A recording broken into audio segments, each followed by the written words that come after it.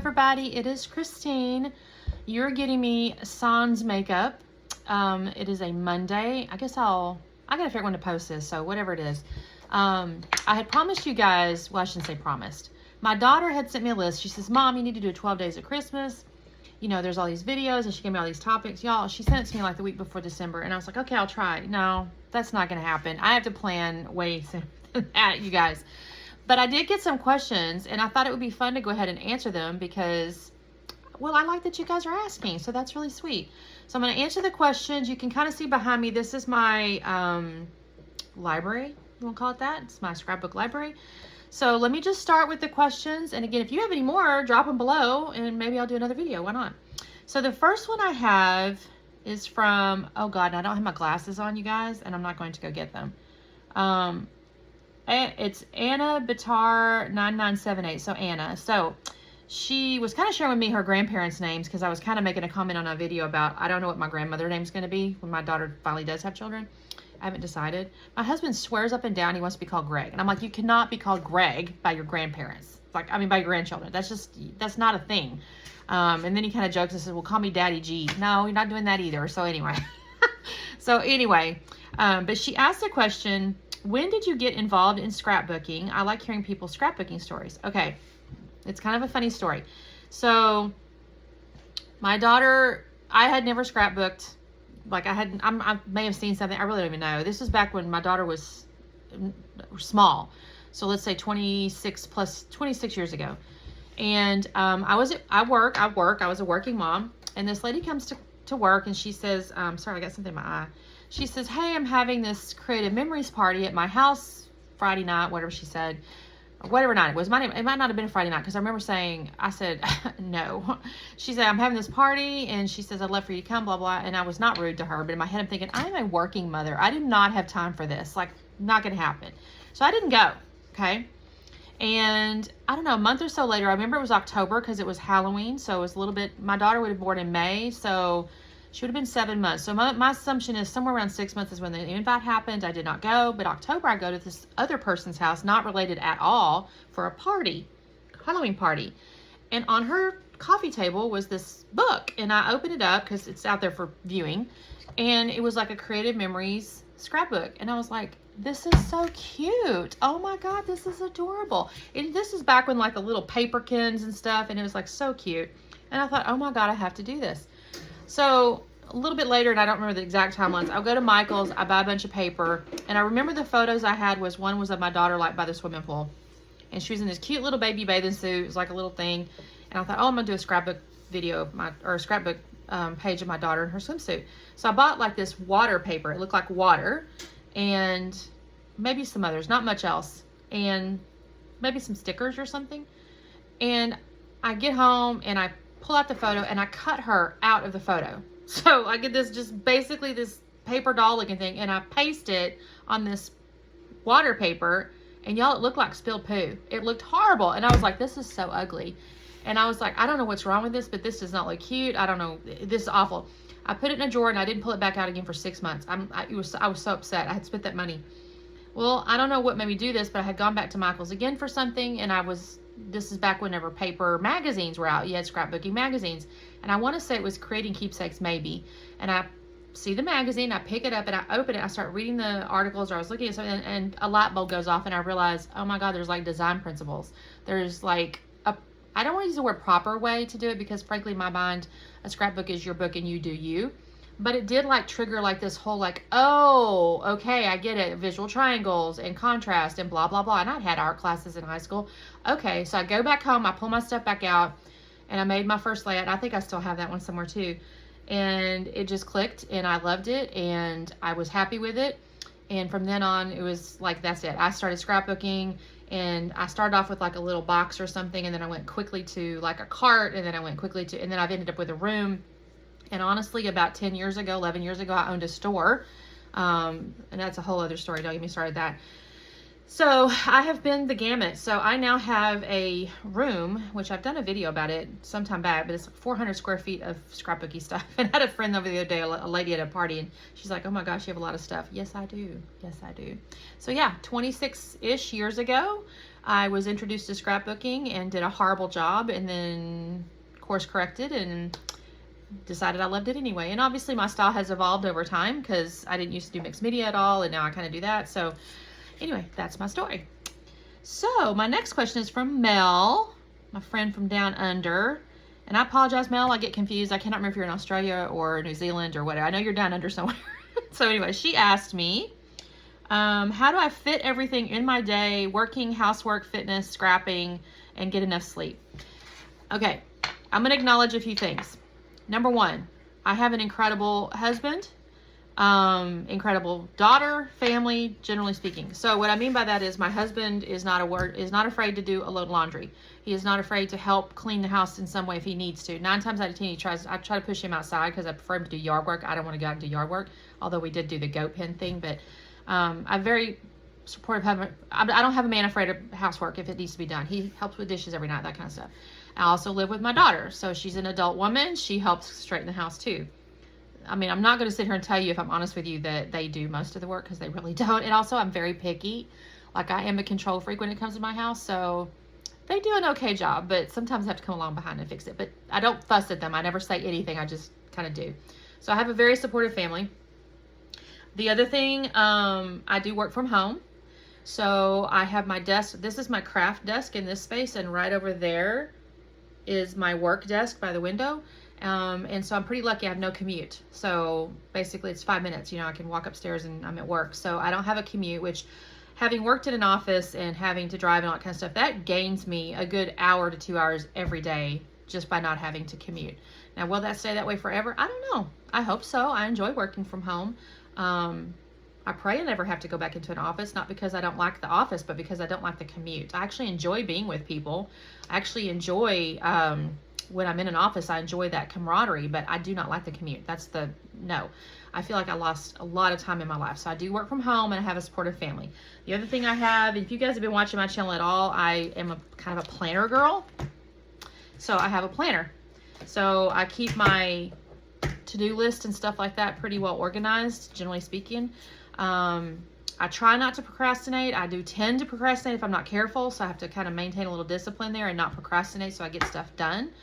So I will tell you, Mel, I do get up at no later than like 5-ish, but then we go to bed at like 8:30. So I go to bed kind of early. We don't watch TV really much at all. We watch a little bit.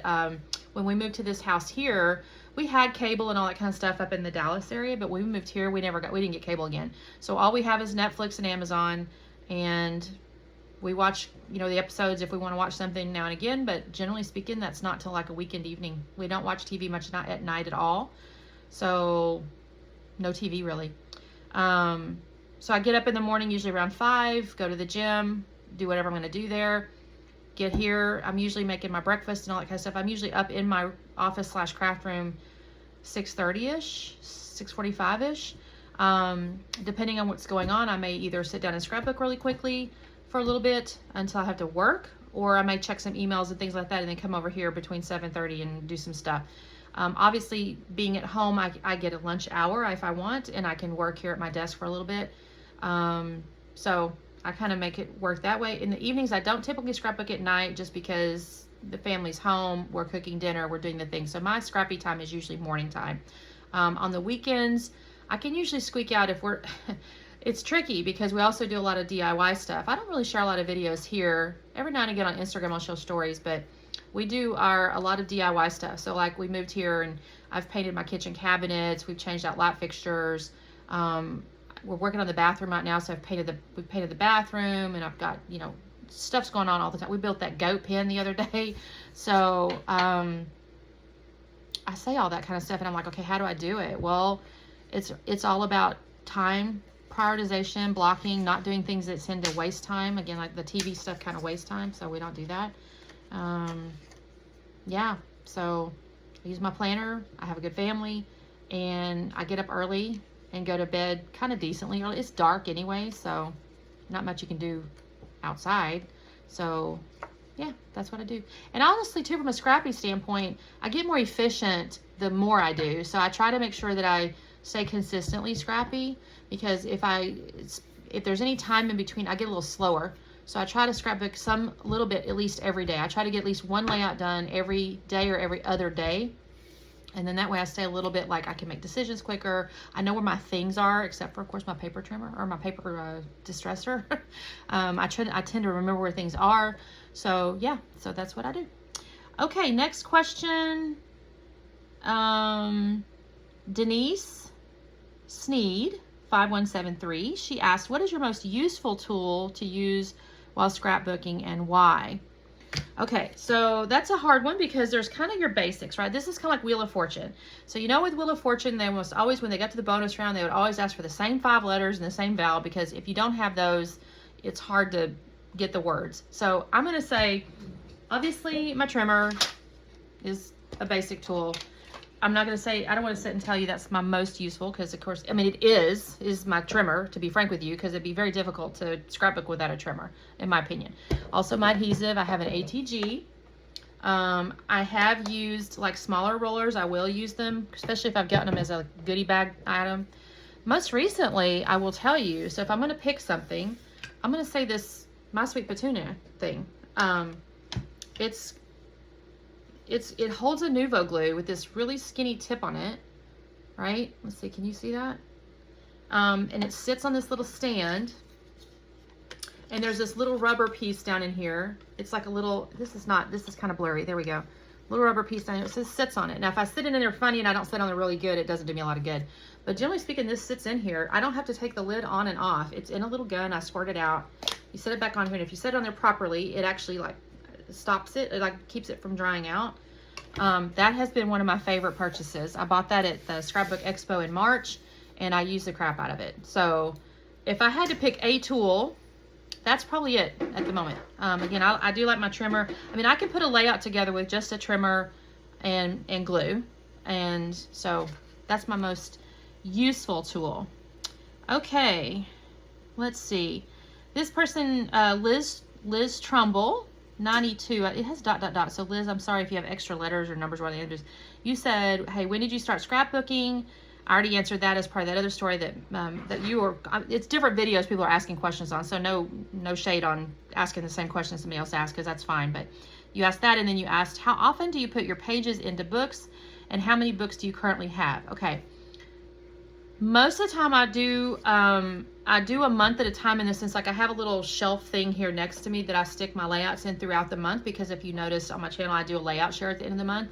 So typically I try to put them away at the end of the month. Like I get done with a month and I'll put them away. I do have one fabric box back over here that I filled up before we moved with layouts, and so it's full, and I'm doing this and you can't see it, but it's full. I don't know how many's in there. There's quite a bit. I haven't put those in albums yet, but I have done the more recent ones. So typically once a month, I'll put them in albums. Now I have started using, I'm so sorry, I remember the system, but it's basically, it's like places we go, people we love, things we do. Because I don't scrapbook chronologically. At this point, I used to kind of try years ago. At this point, I've realized I have so many photos, so many stories, all the things. There's no way I'm ever going to finish a year. It's just not going to happen. So I basically work from whatever paper's inspiring me, whatever photo's inspiring me, and it depends. I've been asked also, do I start with the paper, do I start with the photo? And I've done a video about that where it literally, the word is it depends. So as an example, you know, let's say I have this food, I printed this off already, some food picture. Well, if this is the picture I want to do because it's Thanksgiving, I may go looking for either Thanksgiving or food or, you know, something papers to match that. But sometimes, you know, I have a hip kit collection I want to use, and I go, okay, I got to find a picture to match it. So it just depends on what I'm feeling inspired by that day. How many albums I had? Okay, so I counted it before I got on camera here. I have 54 of these 3-ring D binders or whatever, plus those other layouts. So I probably could fill up another 3 or 4 with those. I probably have close to 60. So not in the hundreds, but I'm a little concerned about what I'm going to do with them all, because I'm not even like retired yet. So I'm gonna need an entire shed to just keep these albums. But I have close to 60, I guess, of these. And my preference is the 3-ring D ring binder, because I started off with the ones that are like the strap hinge. That does not work for me because I have to change them out too much. I can't do that. So the 3 rings, I can kind of move them around and change them out and all that kind of stuff. So I enjoy those the best. This is Robin's Documented Life. And she said, I'm a foodie. I would love to know your favorite comfort meal. And have you ever scrapbooked it just for fun? That's a great question. I've scrapbooked food. I've scrapbooked food because I think this is great. This is trying to think the most recent one, obviously Thanksgiving. And I've done like fogo de chao, and I think I've done like sushi. I've done like, we went to a Filipino restaurant, scrapbook those. So I will scrapbook food. My favorite, so I don't know that it's like, it's not just my comfort food. Now that's a great question about my comfort food. So what is my comfort food? When I'm really upset and sad and want something. That's a great question. Because I have some favorites. I love, like, let me think. I like food, generally speaking, if I'm honest. Like, I just do. My favorite is probably either a pasta. I love Mexican food, though. Anything with cheese. Mac and cheese, y'all. I could make a box of mac and cheese and eat it. That's not healthy for me. I have to avoid it. I'm not supposed to do any of it. That doesn't mean I don't remember it and love it. But I love mac and cheese. So pasta with cheese is great. I also love like a good nacho with a ton of cheese on it. Those are good. Anything with cheese. So maybe cheese is my comfort food. Have I documented that? I don't know that I have, now that I say that. I've done other foods, but I don't think I've done cheese. So, yeah, that's those questions. I'm trying to think if there's anything else somebody has asked me recently. I don't think so. I printed these off. This is actually, so what I did, you guys, by the way, I saved these screenshots and I put them on my phone, and then I printed them on a little 4x6, so I had them. If you have any more questions, feel free to ask me. You know, if you've watched me long enough, you know I've got my daughter, and when she's just gotten married, so I'm doing a lot of wedding photos. You know, 2025 goals. If I think about it, I would love to get caught back up again. I had done really, really good there. Into last year, maybe. I had gotten really caught. I was within 1 or 2 months of my hip kits, within 1 or 2 months of my scrap rooms, flavors of the month. But I have gotten behind with my move. You know, there for a while, getting prepared to sell the home, I had to pack stuff up. I really couldn't make a mess every day. I couldn't like leave my table out because if there was showings and stuff. So that was a little bit tricky, because I think it was a good 2 months we had the house on the market, which was kind of crazy. And I lost a lot of time like that, and it just seems like I haven't really caught back up. I'm like barely ahead. I usually like to work at least 2 weeks in advance minimum, if I'm honest. And I haven't really been able to do that. Like, I'm barely able to. I was able to do the 20 pages, base pages for November. That was kind of a pleasure because I was able to stay. I got able to do all those. But other than that, I'm really struggling to stay ahead. That's why you don't get your 12 days of Christmas videos. Sorry. Anyway, thanks so much for watching. If you have any questions, like I said, I could do this once a month maybe if you're just curious. I mean, on the other hand, if you don't ask me any questions, that I won't be offended either. So you guys have a lovely day, and we will see you next time. Bye.